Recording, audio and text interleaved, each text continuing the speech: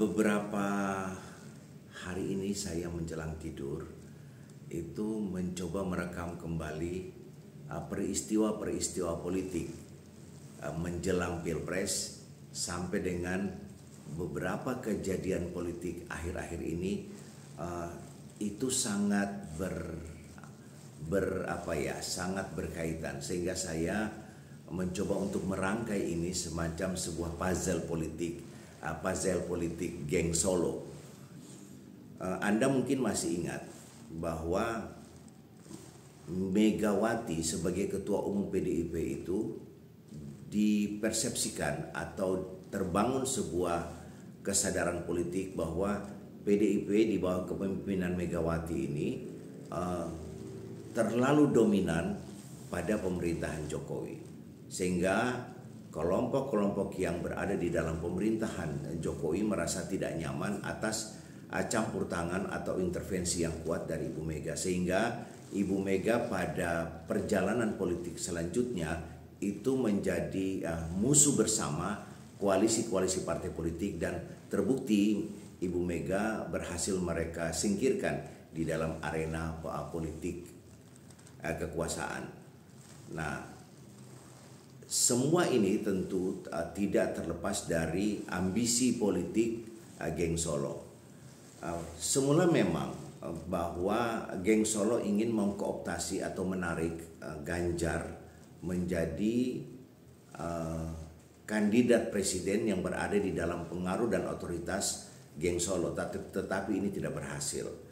Karena tidak berhasil, maka pilihan selanjutnya yang paling rasional itu adalah Pak Prabowo sebagai kandidat presiden yang diharapkan bisa menjadi perpanjangan tangan atau menjadi 3 periode Jokowi seperti apa yang diinginkan, yang kemudian dihentikan oleh Megawati. Nah, ini puzzle ini yang saya ingin coba rangkai.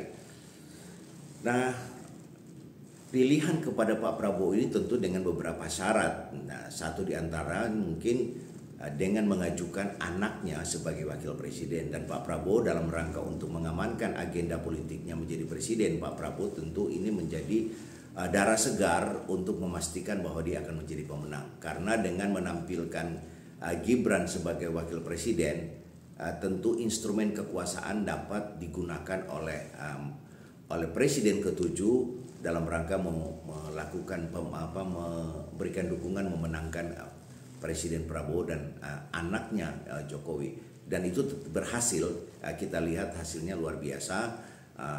Pak Prabowo 1 putaran dan memenangkan presiden. Nah, dalam perjalanan yang kita lihat akhir-akhir ini, itu kan terjadi 2 matahari. 2 matahari ini bukan saja menjadi framing, tetapi ada beberapa indikator yang menjadi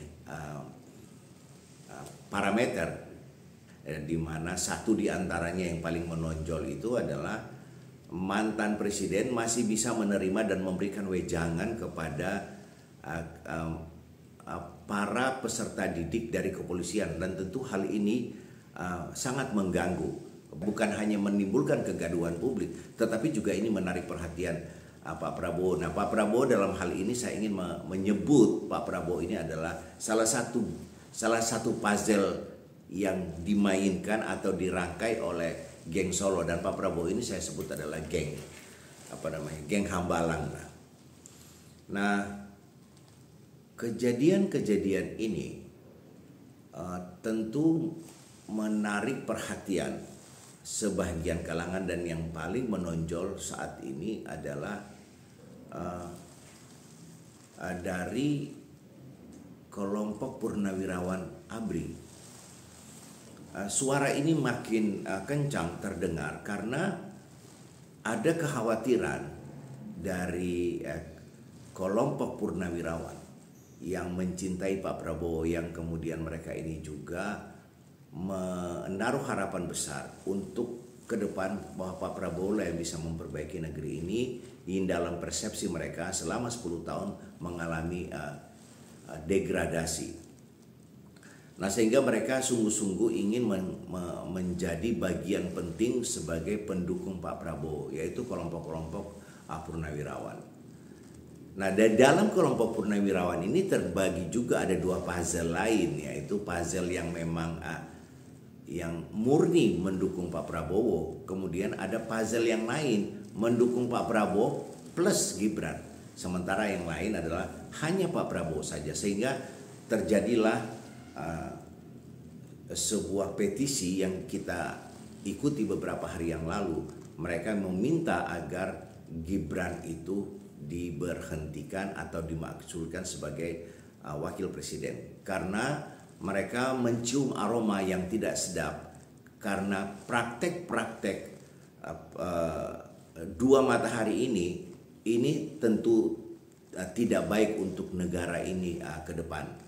Dan bukan hal yang tidak mungkin jika terjadi sesuatu hal yang luar biasa menimpa Pak Prabowo, tentu ini akan menimbulkan kekacauan politik di tanah air. Nah, maka oleh sebab itu mereka mencoba untuk memberikan petisi sebagai upaya preventif, tidak ingin melihat Indonesia ke depan ini terjadi kekacauan itu. Nah, ini yang yang bisa kita lihat dari rangkaian puzzle-puzzle itu. Ada satu hal yang menarik juga, kedatangan Hercules ke Solo ini tidak bisa kita abaikan. Saya sebagai orang politik tentu setiap kejadian itu saya selalu melihat dari perspektif politik. Persoalan Hercules itu mempunyai latar belakang ormas yang dipersepsikan publik sebagai ormas yang selalu melakukan kekerasan atau intimidasi, itu adalah persoalan lain. Tetapi saya ingin mengatakan bahwa kedatangan Hercules ke Solo, mungkin saja Hercules punya niat baik untuk memberikan dukungan karena Gibran itu adalah bagian dari Pak Prabowo. Ingat ya, kedatangan Hercules ke Solo itu mengkonfirmasi kepada Jokowi bahwa kelompoknya Hercules itu memberikan support kepada Gibran karena Gibran satu paket dengan Pak Prabowo. Tapi geng Solo, Pak Jokowi memanfaatkan kedatangan Hercules itu dengan pikiran atau dengan skenario politik yang besar, sehingga Hercules dimasukkan dalam puzzle politik geng Solo ini. Nah, ketika ada kelompok purnawirawan mencoba untuk menyuarakan memakzulkan Gibran, karena kedatangan Hercules mendapatkan mungkin wejangan dan pesan dari Jokowi, maka secara spontan mengambil peran bersuara untuk mengkonter pernyataan politik dari kelompok purnawirawan, sehingga saya melihat dalam hal ini Hercules bukan sosok sebagai preman, dia menjadi bagian dari instrumen politik Jokowi, menjadi instrumen politik geng Solo. Sadar atau dia tidak sadari, dan menurut saya mungkin Hercules tidak menyadari bahwa dia sudah masuk ke dalam perangkap permainan geng Solo itu. Nah, sehingga yang terjadi counterbalik pernyataan dari Hercules yang kemudian menimbulkan kegaduhan politik di internal para petinggi purnawirawan TNI, sehingga terjadilah saut-sautan di antara beberapa purnawirawan itu. Dan Anda bisa lihat di dalam pernyataan Hercules yang menimbulkan kegaduhan itu, Hercules memilih, ingat ya, Hercules itu memilih lawan tanding. Dia mengabaikan orang-orang yang mencoba untuk menurunkan Hercules menjadi seseorang sebagai preman. Nah, Hercules tidak terpancing. Dia hanya mengambil peran menjadi lawan tanding dari para jenderal, karena dia sudah menjadi instrumen politiknya Jokowi. Nah, di dalam hal ini kecanggihan Jokowi, mungkin Hercules tidak menyadari bahwa pernyataan-pernyataan politiknya Hercules itu merugikan Pak Prabowo. Pak Prabowo sebagai orang yang dikenal mempunyai rekam jejak, punya relasi masa lalu dengan Hercules, itu ada stigma di publik bahwa Pak Prabowo ini membiarkan Hercules dan melindungi Hercules. Dalam perspektif politik saya tidak demikian. Dalam perspektif politik saya justru karena geng Solo ini masih menguasai kepolisian, masih menguasai sebagian instrumen kekuatan yang ada di tubuh militer, maka apa yang dilakukan oleh Hercules mungkin saja, ini baru dugaan dari saya, bisa benar bisa salah, ada komando untuk tidak menyentuh Hercules. Ada perintah untuk membiarkan Hercules agar tercipta sebuah persepsi publik yang akhirnya merugikan Pak Prabowo. Dan sehingga kita mengatakan bahwa sesungguhnya Hercules punya niat baik datang ke Solo untuk memberikan dukungan kepada Gibran karena menjadi bagian dari Jokowi, dari Pak Prabowo. Digunakan kedatangan Hercules untuk menjadi kekuatan politik mengkonter orang-orang yang menjadi pendukung Pak Prabowo, yaitu dari kelompok Purnawirawan. Nah, dari rangkaian panjang ini, puzzle-puzzle ini, saya kok melihat bahwa pergantian Kunto itu seperti yang disinyalir atau diberitakan di beberapa media, bahkan sudah dinyatakan oleh pengamat intelijen, pergantian Kunto itu yang menimbulkan kemarahan Pak Prabowo itu atas perintah Solo, dan mungkin juga ada campur tangan dari atau dukungan dari Luhut Binsar Panjaitan. Mengapa saya memasukkan Luhut di dalam puzzle ini? Karena Luhut memang kita tahu sebagai orang yang teramat dekat dengan Jokowi. Dan ingat, Pak Luhut dengan pernyataan dia kemarin mengatakan bahwa orang yang ingin memakzulkan Gibran itu adalah kampungan. Artinya orang yang tidak sepandangan dengan dia menjadi orang yang dicela atau distigma sebagai elit-elit kampungan yang ingin mengganti Gibran. Artinya dia berkepentingan di dalamnya. Nah, kepentingan dia tidak hanya menjaga kesinambungan bisnisnya di dalam rezim ini, tetapi juga mungkin saja dia berkepentingan untuk mengamankan anak bantunya, yaitu Kasat, yang akan menjadi Panglima TNI. Ada kompetitornya yaitu Kunto, karena mereka satu angkatan dan mempunyai prestasi yang cukup gemilang. Nah, sehingga ini saya memasukkan di dalamnya bahwa pernyataan Luhut itu bukan pernyataan di ruang kosong, tetapi pernyataan yang ada dalam rangkaian puzzle geng Solo itu. Nah, kemudian ada puzzle yang lain, rangkaian puzzle yang lain, yaitu pernyataan politik dari para purnawirawan yang secara informal mereka terhimpun dalam lembaga seperti PPABRI dan lain-lain itu.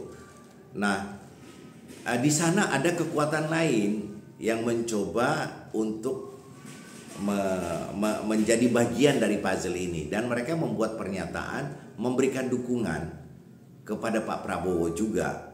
Tetapi dengan catatan yang perlu kita ketahui, ada beberapa orang di dalam sana seperti Pak Wiranto, Agung Gumelar, mereka itu kan sesungguhnya adalah orang-orang yang selama ini kita ketahui rekam jejaknya, rekam digitalnya adalah orang yang selama ini menjegal Pak Prabowo. Nah, apakah ini mereka punya agenda sendiri? Saya dalam hal ini tidak dalam posisi, dalam kapasitas itu. Tetapi saya ingin mengatakan bahwa kekacauan politik hari ini itu tidak terlepas dari skenario besar atau puzzle yang dibangun oleh yang dirangkai oleh geng Solo. Dan jangan lupa bahwa semua ini tentukan ujung-ujungnya bagaimana untuk mengamankan agenda 3 periode. Nah, dengan kejadian kemarin Kunto itu mengkonfirmasi bagi kita atau bagi saya bahwa sesungguhnya Pak Prabowo itu di mata Jokowi, di mata geng Solo maupun di mata mungkin Pak LBP, itu bukan seseorang yang apa ya, yang tegas, beringas dan menakutkan. Tidak. Pak Prabowo di mata mereka itu adalah orang yang mereka tidak takut, atau mereka tidak segan, atau mereka tidak, atau mungkin paling tepat mungkin saja mereka meremehkan Pak Prabowo karena Pak Prabowo mereka tahu bukan orang yang mempunyai keberanian lebih. Nah, karena Pak Prabowo di dalam persepsi mereka adalah orang yang tidak mempunyai keberanian lebih, maka mereka mencoba untuk cek ombak. Mereka mengganti itu, dan ternyata Pak Prabowo dan kemudian ada reaksi publik dan membuat semuanya itu menjadi buyar. Nah, ini yang puzzle ini belum lagi kita ingin memasukkan, kalau saya memasukkan ada puzzle lain yaitu Golkar. Golkar kita bisa lihat dari pernyataan Ketua Umum bahwa mereka adalah secara konstitusional mengamankan hasil pemilu, dan itu tentu tidak salah. Tetapi kan kita tahu bahwa Golkar dalam hal ini Bahlil, dia kan menjadi bagian penting atau utama dari geng Solo. Tentu dia ingin mengamankan segala agenda-agendanya. Nah, maka oleh sebab itu, jika Bahlil dalam hal ini langkahnya salah dan tidak hati-hati, hanya menghitung hari, bisa saja Bahlil ini akan dikudeta oleh orang-orang yang berada di dalam Golkar, dan Bahlil masanya akan berakhir karena Bahlil dianggap menjadi permainan atau menjadi bagian dari permainan geng Solo. Nah, dengan kejadian-kejadian ini, maka saya mencoba untuk mengambil kesimpulan sementara bahwa Pak Prabowo dengan memberikan pernyataan akan mengangkat wakil Panglima TNI tanpa melalui persetujuan DPR, itu adalah sebuah langkah catur untuk mengamankan kepentingan politik Pak Prabowo di TNI, yang semestinya oleh warga net atau mungkin oleh kelompok-kelompok atau dari purnawirawan yang sangat mengkhawatirkan masa depan Republik ini, mereka secara tegas meminta kepada Pak Prabowo untuk segera mengevaluasi dan mengganti Panglima TNI termasuk Kapolri, karena mereka ini adalah bagian penting yang menjadi penyangga geng Solo. Apakah Pak Prabowo mau melakukan ini? Kita tunggu saja. Cepat atau lambat Pak Prabowo akan mengambil sikap dan menguburkan mimpi politik geng Solo untuk mengatur Pak Prabowo. Ketika itu mereka berusaha untuk bisa mengatur atau mendikte Ibu Mega. Ibu Mega tidak berhasil mereka dikte. Ibu Mega amat sangat kuat dalam menegakkan prinsip-prinsipnya. Untuk Pak Prabowo mereka tidak terlalu khawatir karena Pak Prabowo sekali lagi bisa mereka atur. Nah, apakah Pak Prabowo bisa diatur oleh geng Solo, atau Pak Prabowo terlalu takut atas kekuatan geng Solo? Kita lihat. Dan sampai hari ini saya ingin mengucapkan bahwa geng Solo terlalu kuat di mata Pak Prabowo. Jika Pak Prabowo tidak berani mengambil langkah-langkah pengamanan secara politik, bahwa Indonesia di bawah kepemimpinan Pak Prabowo saat ini yang mendapat dukungan penuh dari warga, mendapat dukungan penuh dari para purnawirawan dan dari kelompok masyarakat sipil yang ingin sekali Indonesia ini menjadi lebih baik, dan tapi Pak Prabowo tidak berani mengambil langkah, maka saya ingin mengatakan bahwa memang Pak Prabowo bukan orang yang mempunyai keberanian lebih seperti dia berbicara di atas podium. Salam, puzzle-puzzle ini tetap akan kita rangkai satu demi satu. Saya tidak tahu apakah Anda ingin memasukkan puzzle lain di dalamnya. Monggo silakan Anda berikan komentar.